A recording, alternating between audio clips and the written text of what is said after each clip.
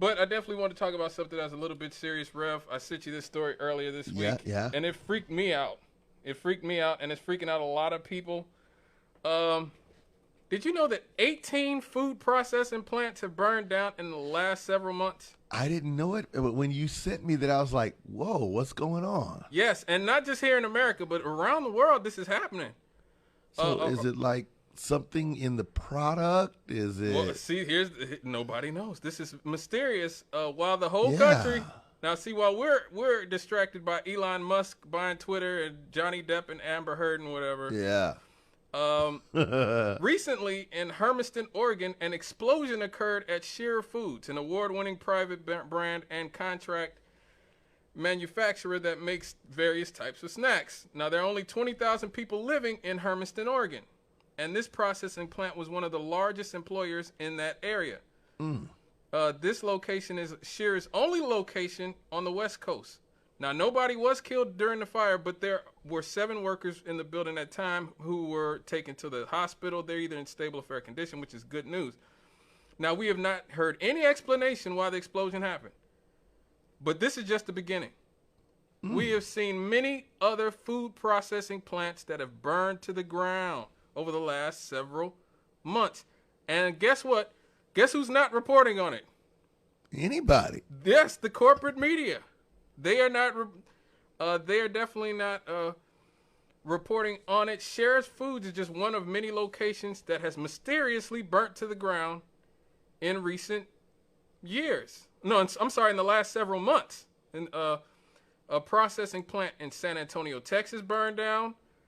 Lackawanna County, Pennsylvania. St. Clair County, Illinois. Salinas, California. El Paso, Texas, and more have exploded into flames in the past several months. Now, while these incidents make local news, there's been virtually no nationwide news outlets that are putting the pieces together and are asking what's going on here. Now, this is all happening at the same time Joe Biden has warned the country that we're going to have food shortages. Okay? Now, the Australian Western Standard has also followed the story closely and found dozens upon dozens of the same thing happening globally. Yeah, beyond North American food. All across the country. Yes, around the world. Both beyond North American food processing plants, there have been dozens of more food processing plants, facilities that have been destroyed in fires and explosions over the last 2 years. Okay, now, the report said that this isn't unheard of. Like, fire in food industry isn't uncommon. Obviously, you're dealing with furnaces and ovens and things like that. But the incidents have escalated, the report said. The outlet of the Western Standard recapped some of the more recent incidents and compiled this list. 43,000 chickens died in a massive fire that destroyed 4 chicken houses in the Dutch town of Houston, according to the World Today News. In March, a fire at a poultry farm in India killed 3,500 chickens, according to Pipa News. The fire destroyed the entire farm. Another poultry farm in India was hit by a fire in March, killing 8,000 chickens, the Times of India has reported. In January, a fire at a poultry farm in Kerala, India, killed over 2,000 chickens. In December, 8,000 chickens were killed in a farm in Sri Lanka. In Northern Ireland, a fire killed hundreds of pigs in November. In October, a large fire in Northern Ireland killed another 1,600 birds. It took firefighters more than 7 hours to control the fire. A large fire broke out in September in a Chilean food processing plant, although no injuries were reported. In July of 2021, a deadly fire at a Bangladesh food processing plant killed 52 people, as reported by Al Jazeera. Another poultry house was set ablaze in England in July that killed 50,000 chickens. 50,000. And I think about how expensive chicken has become globally in the last few months. In April 2021, 55,000 pigs were killed after a fire broke out at a German pig farm. 55,000 pigs. So over the last year, we've basically seen food prices explode. Okay, I don't care what liberals and Joe Biden are trying to say. It ain't a Putin price hike, okay? Like, me and you have been talking about, inflation since what? Last year? At the end of last year? Or the beginning of this year, Rev? Right. Like, we've been talking about this for at least 6 or 7 months now, it seems like. So prices were already getting out of control. You would think that the people who are in charge of food would be extra careful in the middle of, food shortages. So when you hear stuff like this, Rev, what do you think?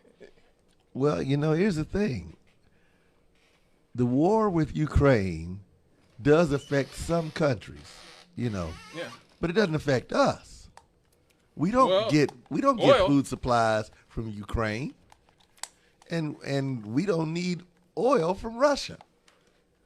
But the price of stuff going up has been, economists had been predicting this ever since we were, in a sense, artificially holding down the cost of credit. When you artificially get into the economic cycle, things, it inevitably comes out somewhere. Now, on the one hand, that nearly zero interest rate for loans was wonderful for borrowers. But on the other hand, if you were a person who tried to, save money,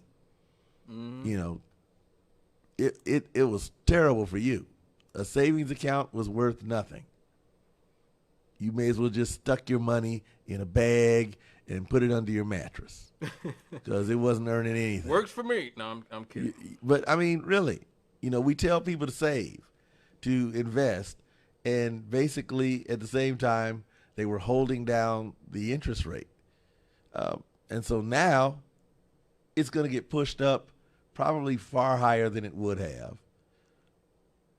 Yeah, but all of our food processing plants burning down can't help the situation. Yeah, and see, can't be helping the situation. That's another thing, and I suspect the reason it's not being covered is because that the corporate media is being told not to cover it. Right. I mean, it has to be. It has to be on some level. When you think about the fact that the president of the United States went out there and said, "There's going to be food shortages, everybody. There's going to be food shortages," and then, while at the same time food processing plants are burning up, you would think that the mainstream corporate media, who again are still 90% of the news market, would be out there saying, "Hey, let's make sure that we protect the food processing plants that we have." Like, have you seen this formula shortage? Yeah. That's crazy. I didn't even know that. Like, I don't have any kids, so it makes sense. But the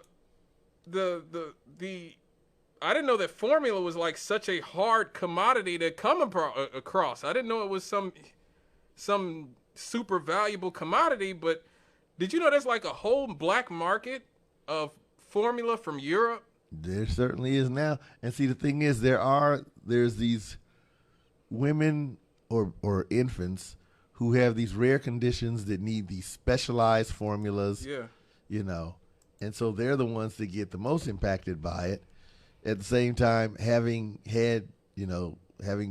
gone through 2 pregnancies, and my wife nursed both of our daughters. That is hard work going that route. There's not just nursing when the child is hungry. There's the mom needs to get rid of milk and the child is not hungry, but she still got to get rid of the milk. Right. And so you got to pump it and store it, and then you got to remember you got to use it. There's a limited time frame for the. I mean, it is the logistics of breastfeeding a baby are intense, and at the same time, women in this country are pushed to not do the things that would naturally go with the early years of child raising. Yep. Did you know in the Bible, when an Israelite man and an Israelite woman would get married, it's in the Old Testament, he had 1 year in which he was not to serve in the military, was not to go to work. For 1 year, his responsibility was his bride. Mm. Now, of course, the night of the wedding, they had to consummate the marriage.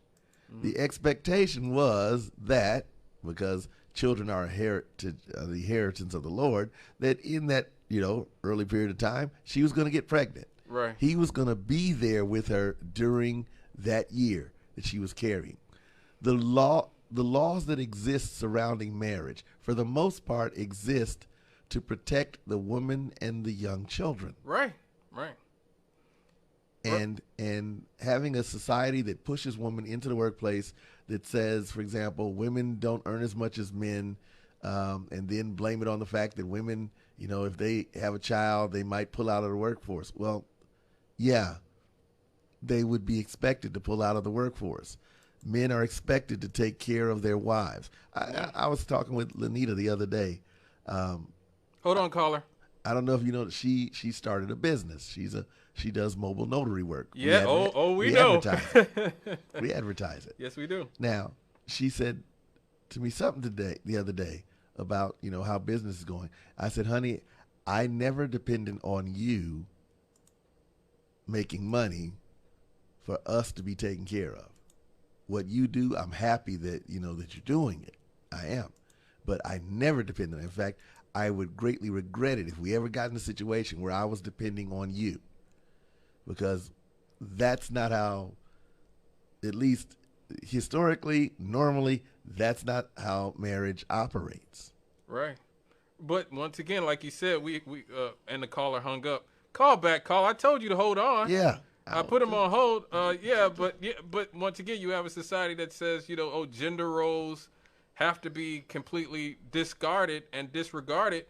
When, like you just told me this whole process, I had no idea about, what goes into breastfeeding. Man. Like that type of taxing, tolling work, like the idea that we've essentially diminished, what motherhood is. We've diminished. I mean, we've diminished parents in general. When you think about it, we've diminished what motherhood is. We've said that there's really no. A lot of women say they don't need a man. There's no need for fathers. Like we live in a society. And look, hopefully we'll have the time to get into this later on in the show. But I want to get into what the state is doing with your kids. What the state is telling your kids and teaching your kids about in these schools. Some of these schools are in this country. But because we actually talked to Melvin. Was it Melvin? Last week, and he was talking about a lot of this stuff. I said, look, next week I'm going to talk about this because I want to do this story earlier, because you would be shocked at some of the things that, once again, the state is teaching your kid. But hold on. We have a caller. Hello, caller. Well, hello. Good afternoon.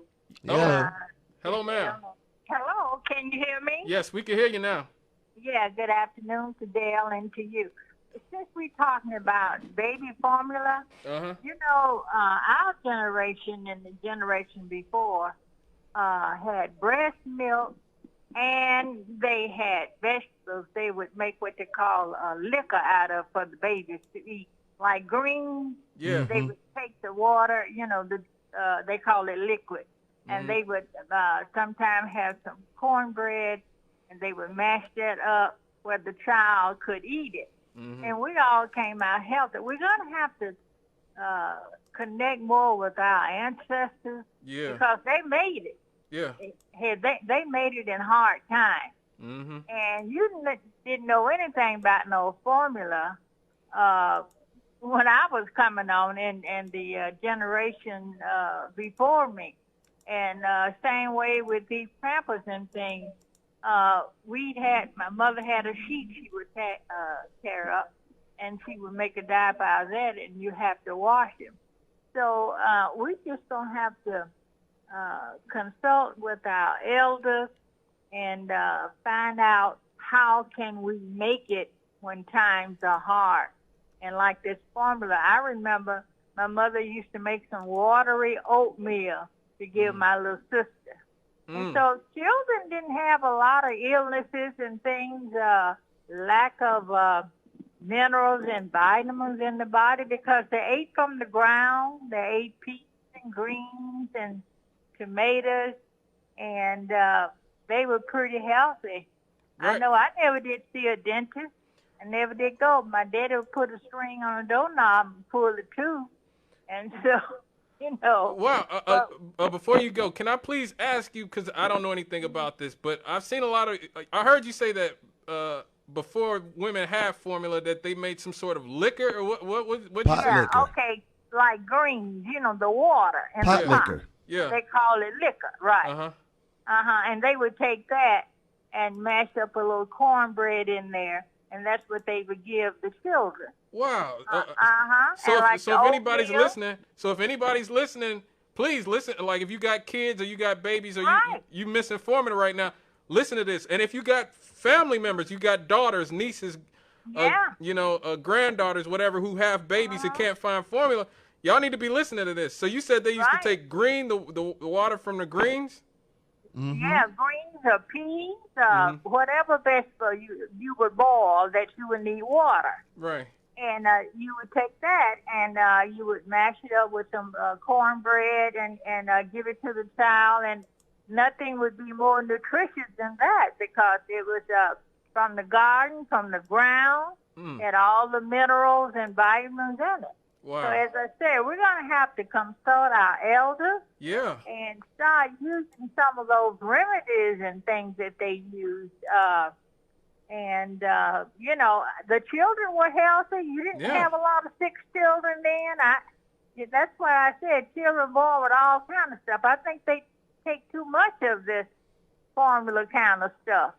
But anyway, I just wanted to share that with you. Oh, thank you so much. Thank you so much, because I know there's got to be women who are listening right now, and especially the family members of women right now, because this is a countrywide, this is a panic. This is a legit panic. Yes, there's videos of women all over the country crying their eyes out on social media because they're driving 12 hours to get some formula. And if there is a remedy from our elders, from our ancestors that would actually help them, please, make sure that you tell these young women and birthing age women about these remedies. Thank you so much for calling. Okay, and one more thing now. The old doctors would tell them what to do. I don't know about this new generation now, but the old doctors would tell you what to do and how to take the vegetables and, and make it up and where the children could eat it. Wow. Wow. Thank you. Thank you so much for your call. Folks, we'll be right back after these messages on WLTH 1370M. I'm Scott Cannon. Over there is Reverend Delwyn Campbell. Hey. Don't forget to give us a call. We'll be right back after these.